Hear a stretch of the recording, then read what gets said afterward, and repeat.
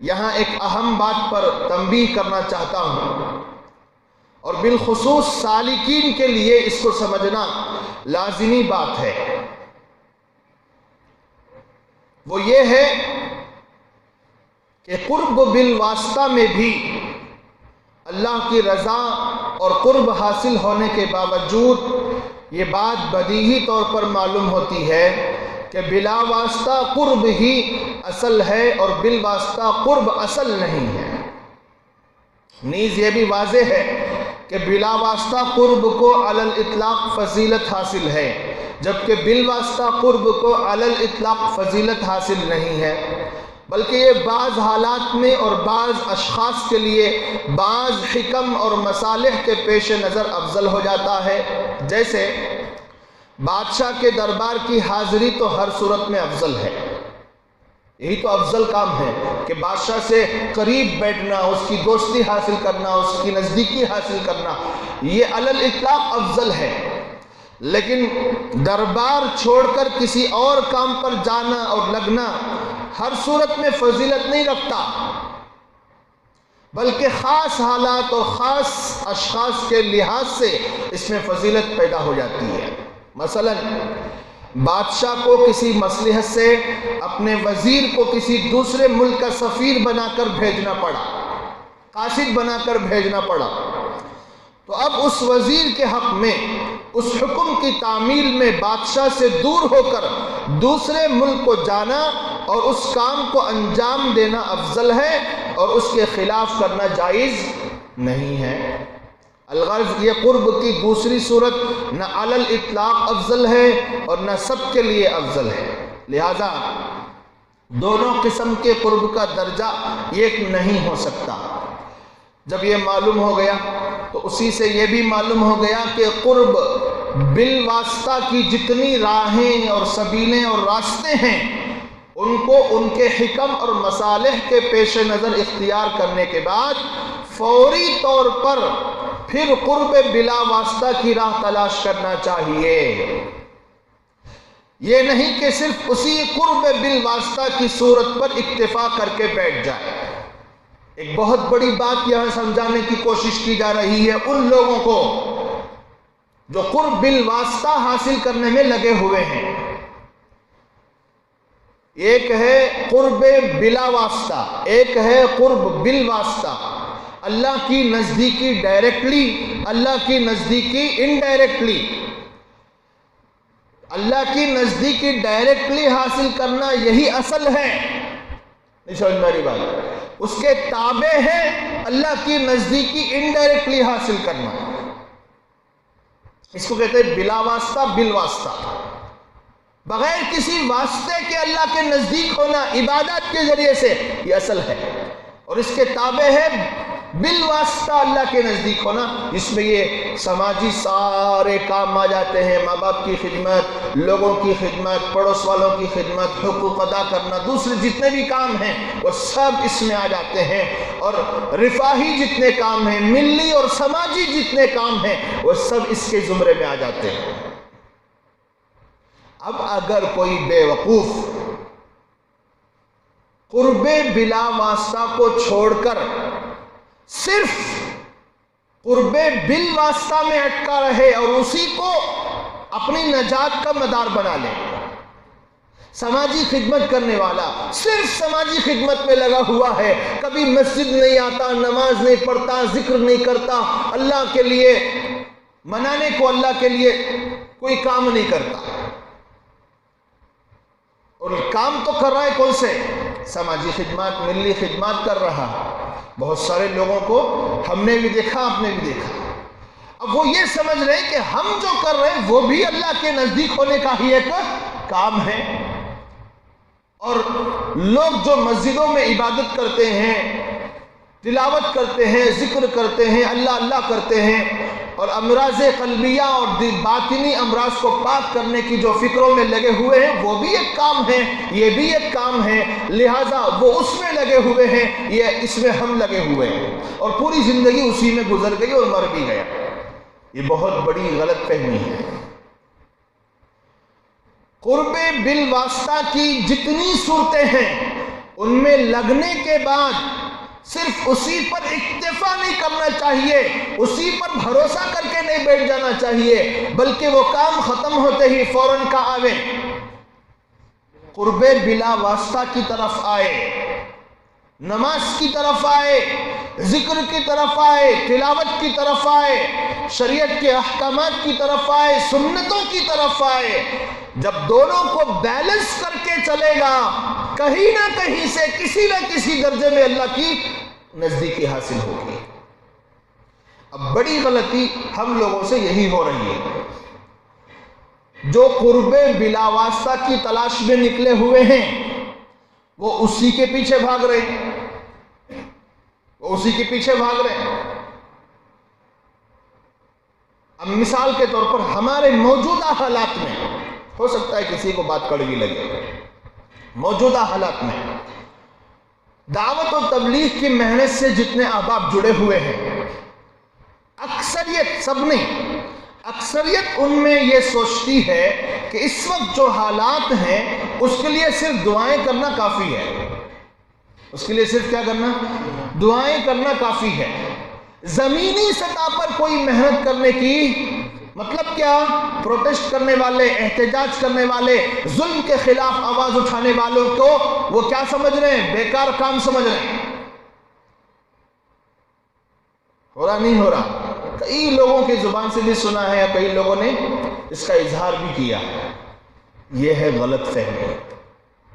اب یہ قرب بلا واسطہ کے راستے میں چل رہے ہیں تو اسی کو سب کچھ سمجھ لیا اور قرب بالواسطہ کا انکار کر دیا، حالانکہ زمینی سطح پر ظلم کے خلاف آواز اٹھانا بھی اللہ کی نزدیکی کا سبب ہے، اللہ کے قرب کا سبب ہے۔ ظالم کا ہاتھ روکو، پکڑو، حدیث میں آپ نے سنا ہوگا۔ جس انداز سے اور جتنی طاقت کے ساتھ ظلم کے خلاف آواز اٹھا سکتے ہو اٹھاؤ، شریعت نے حکم دیا۔ اب ہم صرف مسجد میں بیٹھ کے دعائیں کرتے رہیں اور اسباب اختیار نہ کریں، اسباب اختیار نہ کریں، تو یہ ہماری بہت بڑی غلط فہمی ہے۔ توکل کا مطلب کیا ہے بھائی؟ توکل کا مطلب کیا ہے؟ اسباب کو اختیار کرنے کے بعد نتیجے کو اللہ پہ ڈال دینا، اللہ کے سپرد کر دینا، یہ ہے توکل۔ اسباب کو اختیار کیے بغیر صرف اللہ پہ بھروسہ کرنا جہالت ہے۔ دو میں فرق سمجھ میں آیا؟ اسباب کو اختیار کر لیا لیکن اس کے رزلٹ کس پہ چھوڑ دیا؟ اللہ پہ چھوڑ دیا۔ ایک صحابی اونٹ پر سوار ہو کر بدوی اللہ کے نبی علیہ السلام کی خدمت میں حاضر ہوئے اور اونٹ کو کھلا چھوڑ دیا، توکلاً علی اللہ۔ اونٹ کی نکیل کھوٹے سے نہیں باندھی، چھوڑ دیا اور آ کر بیٹھ گئے۔ نبی پاک صلی اللہ علیہ وسلم کی نظر پڑی تو کہا کس کا اونٹ ہے؟ کہا میرا ہے۔ باندھا کیوں نہیں؟ توکلت علی اللہ۔ اچھا، مجھ سے بڑا متوکل ہو گیا تو؟ جا بے وقوف، پہلے اونٹ کی نکیل پٹھے سے باندھ کیا، پھر اللہ کے اوپر بھروسہ کر۔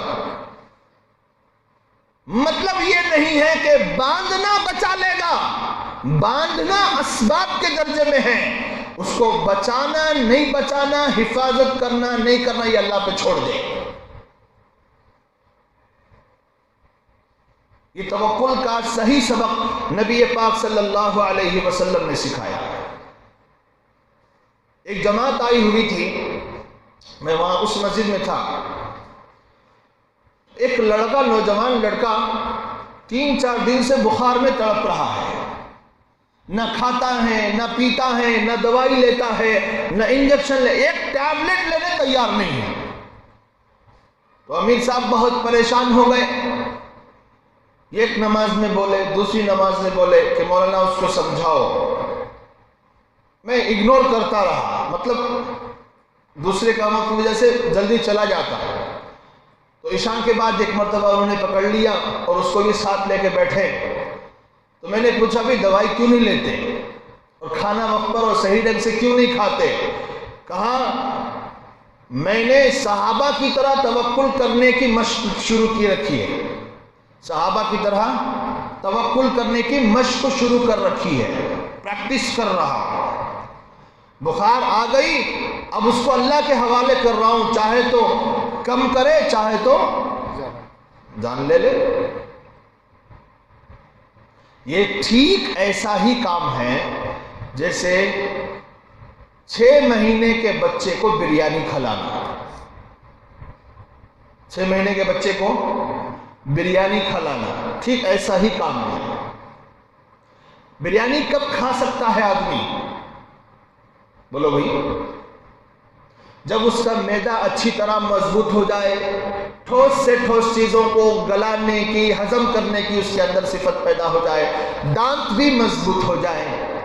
کم سے کم وہ عمر کو آ گیا, 7-8 سال 10 سال کا بچہ ہو گیا, چلو کم سے کم 5 سال کا جو اچھی طرح چبا کے کھا سکے, بغیر گوشت کے آپ اس کو بریانی کھلائیں, تھوڑا سا منہ جلے گا لیکن کھا تو لے گا. لیکن جب جتنا بڑا ہوتا جائے گا اتنی اس کے اندر بریانی کھانے کی صفت بدرجہ اتم پیدا ہوتی رہے گی. جتنا بڑا ہوگا مانگ مانگ کے کھائے گا. معدہ جتنا مضبوط ہوتا جائے گا اتنی ٹھوس چیزیں کھائے گا. جو کی روٹی کھا کے گلا رہا ہے حالانکہ جو دیر ہضم ہے, گیہوں کی روٹی کھا کے گلا رہا ہے حالانکہ بہت دیر ہضم ہے. تو معدہ اتنا مضبوط ہو گیا. جیسے 6 مہینے کا بچہ, 1 سال کا بچہ, 3-4 سال کا بچہ بریانی کھا کر اچھی طرح ہضم کرنے کی طاقت نہیں رکھتا, ویسے ہی پہلے اسٹیج کا مومن یہ کام نہیں کر سکتا. توکل کے معنی کو بگاڑ کر اگر لیا گیا تو پھر زندگیاں ہلاکت میں پڑ جائیں. ایک اسٹیج آتا ہے محنت کرتے کرتے کرتے کرتے, ریاضت کرتے کرتے کرتے, اللہ کے راستے میں پستے پستے اور نفس کو رونتے رونتے زندگی کا ایک وافر حصہ گزرنے کے بعد ایک اسٹیج آتا ہے. وہاں پر جا کر اگر کوئی متوکل علی اللہ یہ کہے کہ بھائی میرا اللہ کے ساتھ اتنا مضبوط تعلق ہو چکا ہے کہ جہاں اللہ دوائیوں میں شفا دیتا ہے بغیر دوائی کے بھی مجھے شفا دیتا ہے. لیکن یہ چیز محنت سے حاصل ہوتی ہے.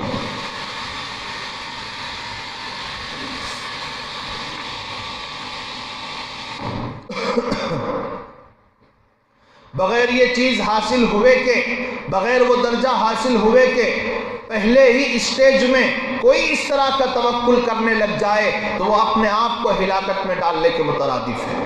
تو بہرحال بات سمجھنے سے متعلق ہے. تو اس طرح کی حماقت نہیں کرنا چاہیے. تو بات یہ چل رہی تھی کہ جب آدمی قرب بالواسطہ کے راستے میں چل رہا ہوتا ہے تو ان کاموں سے فارغ ہوتے ہی فوراً کہاں آ جائے, پھر قرب بلا واسطہ کی طرف آ جائے. اس کے لیے ایک مثال عرض کرتا ہوں کہ ایک عالم اور فاضل دین کا اور اسی طرح علم کی خدمت کے لیے درس و تدریس کا مشغلہ اختیار کرتا ہے, اور بلا شبہ عالم و فاضل کے لیے یہ کام انتہائی اہم اور ضروری اور در حقیقت اس کا فرض منصبی ہے. لیکن یہ قرب بالواسطہ کی ایک سبیل اور صورت ہے. یہ پڑھنا پڑھانا یہ قرب بلا واسطہ کی شکل نہیں ہے, قرب بالواسطہ کی شکل ہے. قرب تو حاصل ہوگا ڈائریکٹلی نہیں, انڈائریکٹلی حاصل ہوگا. ایک ایسی صورت ہے. لہذا صرف اسی پر اکتفا نہیں کرنا چاہیے بلکہ اس سے فراغت کے بعد قرب بلا واسطہ کی راہ تلاش کرنا چاہیے، مثلا ذکر، نماز، تلاوت وغیرہ عبادات مقصودہ کا ذوق پیدا کرنا چاہیے۔ چنانچہ حضرت نبی اکرم صلی اللہ علیہ وسلم کو بھی اس کا حکم دیا گیا تھا، آپ دونوں طرح کے قرب میں محنت کرتے تھے۔ کیسے؟ اللہ نے حکم دیا فَإِذَا فَرَغْتَ فَانْصَبْ وَإِلَىٰ رَبِّكَ فَارْغَب، سورہ علم نشرہ پڑھتے نہیں سب بھی؟ تو فرماتا اللہ تعالیٰ لہذا جب تم فارغ ہو جاؤ تو عبادت میں اپنے آپ کو تھکاؤ اور اپنے پروردگار ہی سے دل لگاؤ۔ کس سے فارغ ہو کر کہاں آنا ہے؟ فَإِذَا فَرَغْتَ فَانْصَبْ، اپنے منصبی فرائض سے، دعوت سے، تبلیغ سے، انتظامی امور سے، سیاست مدنیہ سے اور سیاست تمدن سے اور دیگر لوگوں کی اصلاح کے کاموں سے جب آپ فارغ ہو جائیں تو کہاں آنا ہے؟ وَإِلَىٰ رَبِّكَ فَارْغَب، رب کی عبادت میں اپنے آپ کو تھکائیے۔ مطلب کیا؟ جو آپ کے منصبی فرائض ہیں ان سے جیسے ہی آپ فارغ ہو جائیں اب اپنے رب کے سامنے اپنے آپ کو ڈالیے، خوب عبادت کیجئے، خوب رب کو یاد کیجئے اور اس کے لیے وقت فارغ کیجئے۔ اس کی تفسیر میں حضرت عبداللہ ابن مسعود رضی اللہ تعالیٰ عنہ فرماتے ہیں اذا فرغت من الفرائض فانصب فی قیام اللیل، بڑی پیاری تفسیر کی۔ فرمایا جب آپ فرائض سے فارغ ہو جائیں تو رات کی نماز تہجد میں مشغول ہو جائیے۔ لیکن بہت سے مفسرین جن میں حضرت حسن بصری، حضرت قتادہ، حضرت مجاہد وغیرہ ہیں، فرماتے ہیں کہ جب آپ